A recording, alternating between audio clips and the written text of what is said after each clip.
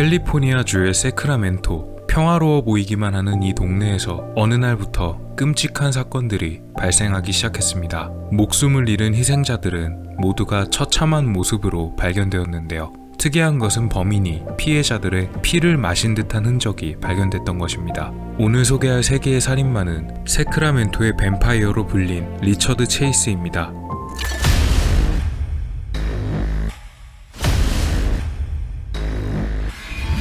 리처드 트렌튼 체이스는 1950년 캘리포니아의 세크라멘토에서 태어났습니다. 평범한 중산층 가문에서 태어났으며 경제적으로 어려움을 겪지는 않았다고 합니다. 하지만 그의 부모님은 불화가 심했는데요. 특히 그의 어머니는 공격적인 성격으로 전문가들은 체이스가 살인범이 된 데에는 그의 어머니의 영향이 컸다고 할 정도였습니다.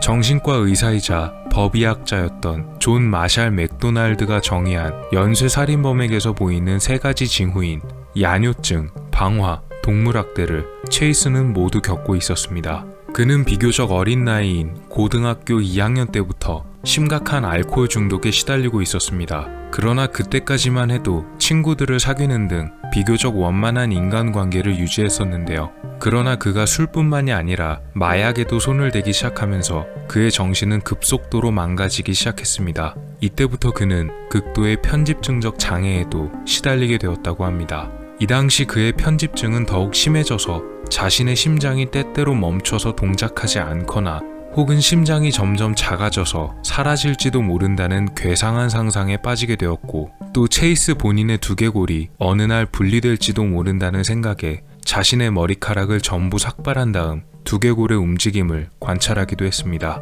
어머니가 자신을 독살하려 한다는 망상에 사로잡혀버린 체이스는 자신의 친구들과 함께 돈을 모아서 시내에 있는 아파트를 임대했습니다. 그러나 곧 그의 친구들은 끊임없이 술을 마셔대고 마약을 하며 하루 종일 아무것도 하지 않는 체이스에게 질릴 대로 질려버리게 되고 말았습니다. 체이스에 대한 친구들의 불만은 결국 어느 날 체이스가 옷을 전부 벗은 채로 아파트 주변을 배회하던 사건이 일어나며 정점을 찍게 되었습니다. 친구들은 그에게 아파트에서 나가달라 요구했지만 그는 자신은 나가지 않겠다고 버텼고, 더 이상 그와 이야기를 하기 싫던 친구들은 자신들이 짐을 싸서 아파트를 나가버리고 맙니다. 아파트에 혼자 남은 체이스의 이상 증세는 날이 갈수록 더욱 심해졌습니다. 특히 심장이 사라질지도 모른다는 망상 때문에 자신만의 특이한 치료법을 만들기로 합니다. 그것은 바로 아파트 주변의 동물들을 포획한 뒤 잡아서 날고기를 삼켜서 먹거나 동물의 내장만을 따로 모아 믹서기에 담아서 콜라와 함께 갈아 마셔버리는 것이었습니다.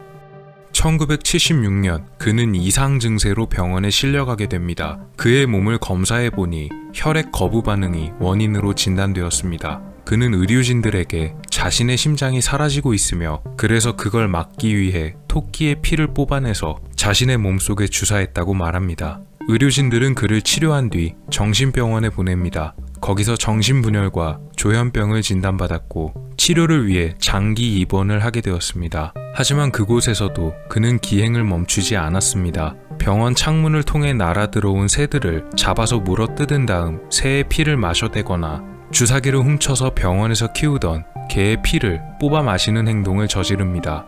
이런 그의 행동이 매우 두려웠던 병원 측은 어떤 치료도 통하지 않는다는 것을 알게 되자 병원의 환자들이 꽉 차서 어쩔 수 없다고 하며 그를 퇴원시키고 통원 치료를 받게 합니다. 이것은 병원 측에서 저지른 최악의 실수였습니다. 퇴원 이후에 그의 어머니는 집을 얻어주었고 혼자 남은 그의 정신 상태는 더욱 악화되었습니다. 종종 그의 어머니가 들르기도 했지만 이내 그는 어머니도 오지 못하게 막아버렸습니다.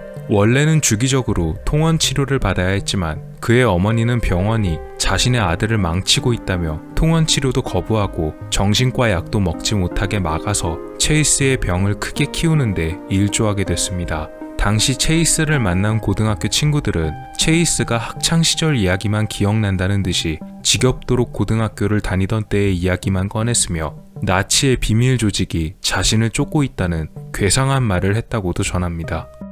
1977년 그는 총을 구매합니다. 원래 정신병 치료를 받았거나 앓고 있는 사람은 총기를 구매할 수가 없도록 되어 있었으나 그는 자신이 멀쩡하다고 거짓말을 하며 총을 구매했습니다. 이후 그는 같은 해 중반 경찰에 체포되었습니다. 타호 호수 근처에서 체포되었는데요. 경찰들은 그가 피투성이가 된 채 운전을 했으며 차 안에서 피가 가득 담긴 통이 나왔기 때문에 그를 체포했다고 합니다. 하지만 그는 이 피는 사람의 피가 아니며 자신이 야생 짐승을 사냥한 것이라고 말했습니다. 실제로 그 피는 동물의 피였음이 밝혀지며 경찰은 주의를 준 뒤 그를 석방합니다. 그리고 그의 범행은 동물에게 뿐만이 아니라 곧 사람에게도 향해지게 됩니다. 1977년 12월 27일 그는 차량에 탄 채 어느 여성에게 총을 쏘지만 미수에 그친 사건을 시작으로 이틀 후인 12월 29일 51세의 암브로스 그리핀에게 총격을 가해 그의 목숨을 빼앗았습니다. 그는 이 사건이 실린 신문기사를 스크랩해서 자신의 집에 보관해두기도 했습니다. 1978년 1월 22일 그는 다음 범행을 위해 자신이 목표로 삼은 집에 침입하려 했지만 창문으로 그를 본 주인과 눈이 마주쳤고 주인의 신고로 출동한 경찰이 도착하기 전 다른 곳으로 도망을 쳤습니다. 그는 다른 빈집에 침입했고 그 집의 귀중품 몇 가지를 훔친 다음 침대와 서랍에 용변을 보는 이상 행동을 저지릅니다. 얼마 뒤 집주인이 돌아왔고 체이스를 목격하지만 도망치는 그를 붙잡지는 못했다고 합니다. 그리고 이날 그는 최악의 사건을 저지릅니다. 도망치면서 다음 목표를 물색하던 체이스는 마침 한 여성이 쓰레기를 버린 뒤 집에 들어가려는 것을 목격했습니다. 그녀의 이름은 테레사 월린이었으며 집으로 침입하려던 체이스와 몸싸움을 벌였지만 체이스가 꺼낸 총에 맞아서 목숨을 잃게 되고 말았습니다. 퇴근하고 집에 돌아온 그녀의 남편 데이비드 월린은 참혹한 사건 현장을 마주하게 됐습니다. 그의 비명을 들은 이웃이 경찰에 신고해 곧 경찰과 보안관이 도착했습니다. 사건 현장에는 웬 요구르트 병이 한 개 발견되었는데요. 그 안에는 피해자의 것으로 보이는 혈액이 조금 담겨 있던 것으로 보아 아마도 범인이 피해자의 혈액을 담아 마신 것으로 경찰들은 예상했습니다. 영상에 구체적으로 설명하기가 어려울 정도로 사건 현장은 굉장히 잔인했는데요. 더 안타까운 사실은 피해자 테레사 월린이 사망 당시 임신 3개월이었다는 점이었습니다. 1월 27일 체이스의 다음 범행이 시작됐습니다. 테레사 월린 사건이 있던 곳에서 얼마 떨어지지 않은 곳에 있던 주택에 살던 일가족이 모두 목숨을 잃은 채로 발견된 것입니다. 피해자는 38살의 집주인 이블린 미로스와 그녀의 지인인 51살의 다니엘 메레디스, 그리고 이블린의 아들인 제이슨 미로스였습니다. 이블린의 조카였던 당시 1살의 데이비드 페레이라는 실종된 상태였습니다. 이 사건 역시도 내용이 굉장히 참혹했는데요. 욕조 안에는 핏물이 가득 차 있었고 범인의 것으로 보이는 배설물도 들어 있었습니다. 사건 내용이 너무 엽기적이어서 경찰들은 사건을 축소해서 발표해야만 할 정도였습니다. 기본적으로 범죄자들은 사건을 저지르면 자신의 흔적을 숨기거나 최소화시키려 하는데 이 일련의 범죄 현장들에서는 그런 흔적이 보이지 않았고 사건의 내용이 매우 잔인하여 이 범인을 한시라도 빨리 검거해야만 했습니다. 하지만 용의자의 행색이나 특징을 알아내기가 매우 어려웠습니다. 이때 이 사건의 해결을 위해 나선 사람이 있었습니다. 바로 FBI 요원 출신 로버트 레슬러라는 사람입니다. 로버트 레슬러는 용의자가 분명 정신병이 있고 굉장히 지저분할 것이 분명하며 그러므로 피가 묻은 옷도 갈아입지 않고 그대로 돌아다닐 확률이 높다고 말했습니다. 이 외에도 여러 가지 특징들을 분석해냈습니다. 경찰들은 로버트의 프로파일링을 기반으로 세크라멘토 근방 지역에 경계령을 내렸고 혹시 이런 인상을 한 남성을 보았다면 즉시 신고하고 도망치라고 경고했습니다. 경고가 발표된 지 얼마 지나지 않아 경찰서에 결정적인 제보가 들어옵니다. 한 여성의 제보였는데요. 그녀는 바로 체이스의 고등학교 동창이었습니다. 마트에서 쇼핑을 하던 그녀에게 체이스가 다가와 먼저 그녀에게 말을 걸었고 처음에 그녀는 그가 누구인지 몰랐지만 이내 그가 리처드 체이스임을 알게 되었습니다. 그는 집에 가려는 그녀를 주차장까지 쫓아와서 억지로 문을 열고 차에 타려고 했기 때문에 그녀는 차 문을 모두 잠근 다음 바로 도망쳤다고 합니다. 당시 그녀가 봤던 그의 인상은 경찰에서 발표했던 경고문 그대로였다고 합니다. 정리되지 않은 머리와 지저분한 인상, 그리고 옷에 피가 묻어 말라붙은 채였다고 합니다. 경찰들은 그녀의 제보를 토대로 그를 특정하고 그가 사는 집 근처에서 잠복을 하다가 그가 집 밖으로 나오는 순간을 기다려 체이스를 체포하는 데 성공했습니다. 놀랍게도 그의 정체는 로버트 레슬러가 프로파일링한 특징들과 거의 90% 이상이 일치하는 상태였습니다. 경찰들은 그의 차와 집을 수색했는데요. 트럭에서는 피가 묻은 장화와 피가 묻은 연장들, 그리고 집에서는 피가 잔뜩 담겨있는 믹서기가 발견되기도 했습니다. 두 번째 사건에서 실종되었던 이블린의 조카인 데이비드 페레이라의 시신 역시도 엉성하게 매장된 채로 근처에서 발견됐습니다. 재판에 넘겨진 그에게 변호인들은 정신질환을 주장하며 그가 제대로 된 재판을 받을 능력이 없다고 말했지만 검사 측의 내용이 상당히 탄탄한 데다가 범행 내용이 너무 잔인해서 결국 사형을 선고받습니다.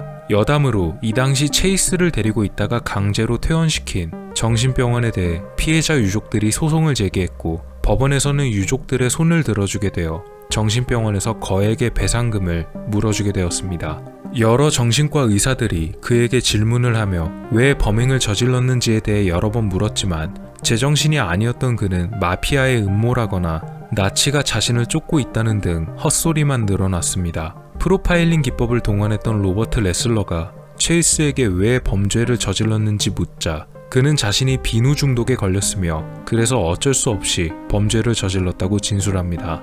그가 말한 비누 중독이란 집에서 쓰는 비누가 손으로 잡아 들어 올렸을 때 말라있으면 괜찮지만 만약 비누가 축축하다면 비누에 중독된 것이고 중독된 사람은 피가 곧 가루가 된다는 기괴하고 말도 안 되는 대답이었습니다.